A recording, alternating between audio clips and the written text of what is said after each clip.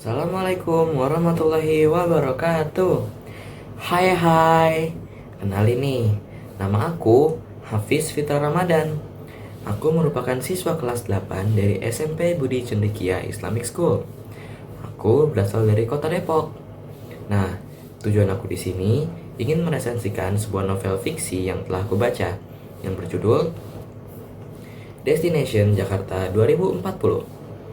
Nah, novel ini diterbitkan oleh Buana Sastra dan ditulis oleh Muhammad Masyuri Adinugroho atau lebih akrab dikenal sebagai Masyuri.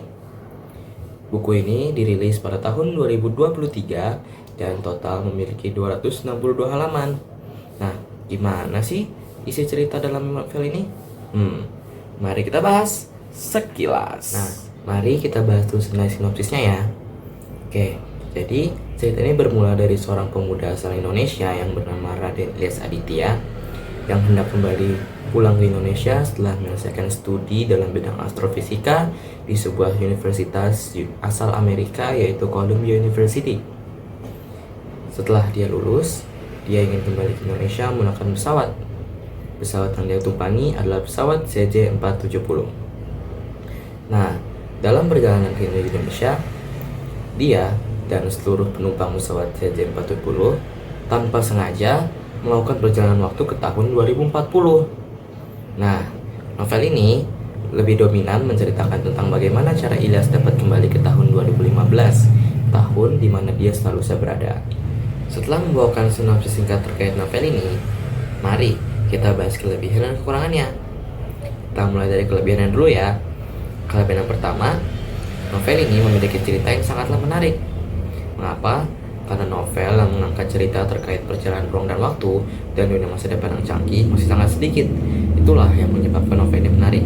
Yang kedua, novel ini masih disisipkan cerita romantis yang ringan antara Raden Ilyas Aditya dan pasangannya, yaitu Alisa Hakukedo. Dan keunggulan yang ketiga, novel ini masih memiliki candaan ringan yang menghibur.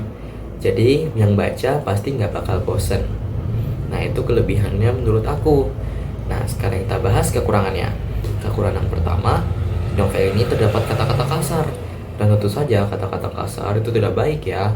Apalagi kalau sampai diikuti oleh anak-anak di bawah umur.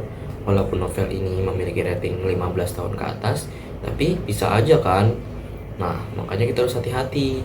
Nah, kekurangan yang kedua itu biasanya ada cerita yang patah atau cerita yang tiba-tiba yang biasanya tuh terdapat pada awal bab. Nah, itu sih kelebihan dan kekurangan yang menurut aku. Meskipun novel ini masih memiliki beberapa kekurangan, tapi menurutku udah terbilang cukup bagus kok. Apalagi dia masih memiliki keunggulan-keunggulan menarik yang menurutku masih pantas banget untuk dipertimbangkan. Dan kalau kalian bertanya kapan waktu yang cocok untuk membaca novel ini, menurutku novel ini cocok banget untuk menemani waktu senggang kalian waktu nggak ada kerjaan. Karena ceritanya menarik, asik, dan menyenangkan. Nah, itu sih menurutku ya. Kalau beda pendapat, mohon maaf. Nah, mungkin sekian aja sih dari aku. Mohon maaf ya kalau ada kesalahan kata ataupun kalimat yang aku sebutkan. Assalamualaikum warahmatullahi wabarakatuh. Salam literasi.